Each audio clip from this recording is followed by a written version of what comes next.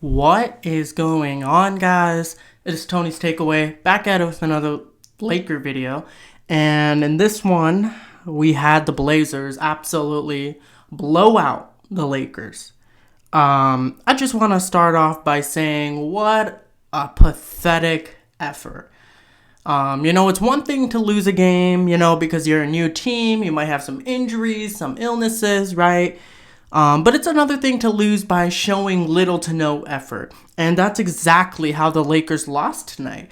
I understand we didn't have LeBron. And I understand we didn't have AD. I understand we didn't have Ariza. We didn't have Kendrick Nunn. We didn't have Taylor Horton-Tucker. But what we also did not have is effort. And my thing is, why would the team even bother flying to Portland if you're going to come out with this kind of effort?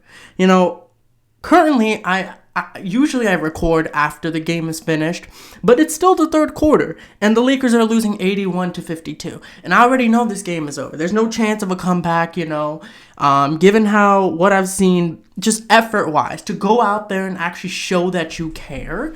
I'm not seeing it. I'm not seeing it whatsoever from this Laker team. But I can go from, specific players that kind of caught my eye in terms of just things that I kept in mind. So I'm just going to go ahead and do that and then just kind of give my prediction in terms of what I believe is going to happen for the next few games.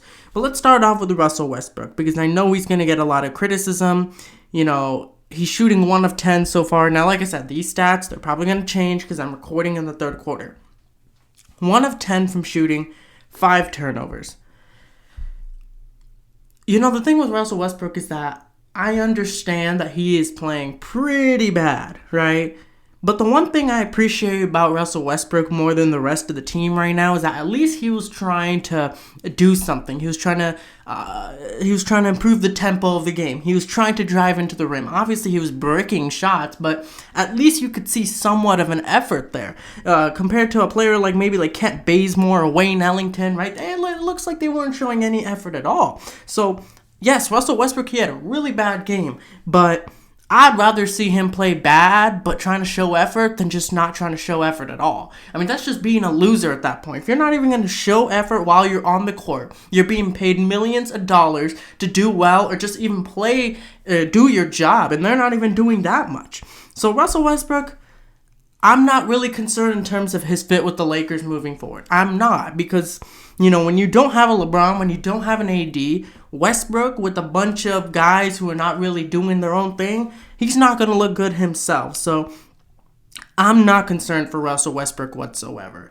I did want to talk about Kent Basemore because I just don't like Kent Basemore.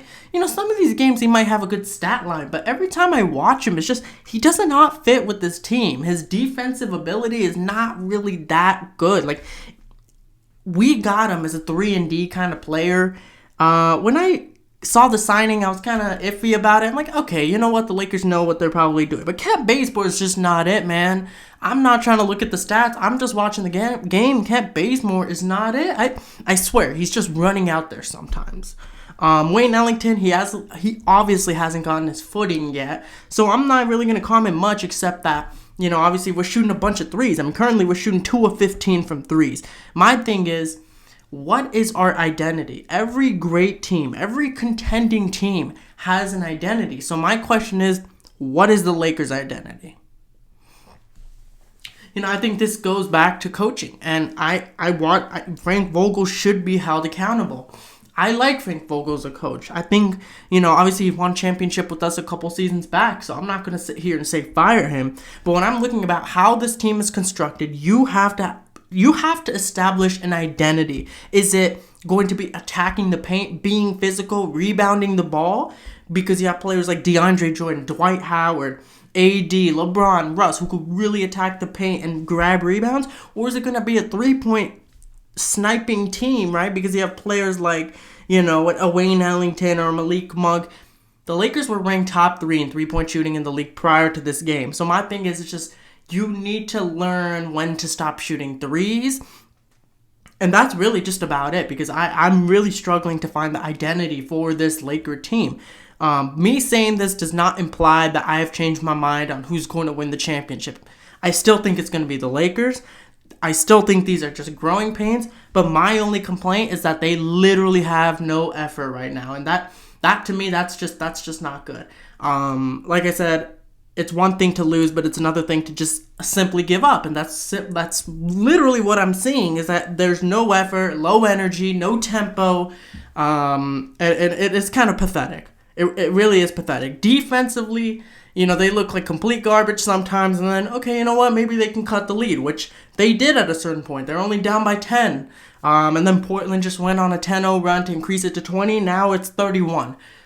So you know what? I hope this is a good loss for the Lakers, because getting blown out like this, no matter how bad it is, it's still only going to count for one loss. Other than that, I really don't have much to say. Yes, AD came in despite his thumb injury, but he went out with the stomach illness. I didn't expect us to win this game, whether we had AD or not. People question why LeBron James' teams, whether it was in Cleveland, Miami, Cleveland again, or the Lakers, why they don't play well without him. Well, it's because literally the team is built around LeBron James. You have a bunch of shooters, right? You could look back to the Cleveland days, right? He had like a Kyle Korver or J.R. Smith.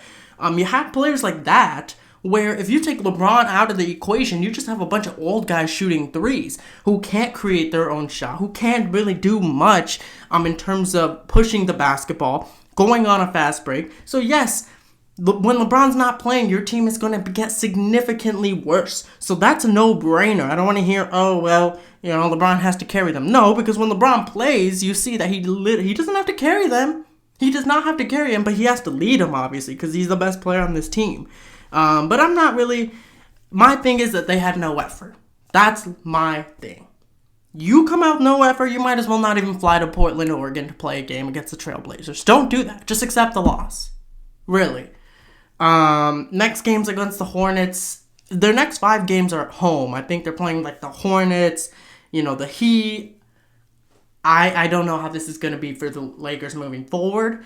With LeBron being injured, with AD, I don't know how to feel about this team right now, but I just want to keep saying it's a growing pain, but I do want to see effort. That is the one thing I want to see, and the coach, Frank Vogel, has to emphasize that. Listen, we're going to go through struggles, but you have to at least put an effort in there, because failure is a key to finding success. That's what Frank Vogel believes. Okay, well, you need to go through these growing pains the right way. You can't give up, okay? That's my complaint. But that's all I have for this video. If you guys enjoyed it, drop a like. Comment down below what you guys thought about my thoughts on this Lakers loss, and subscribe for more. Alright, guys, peace out and take it easy.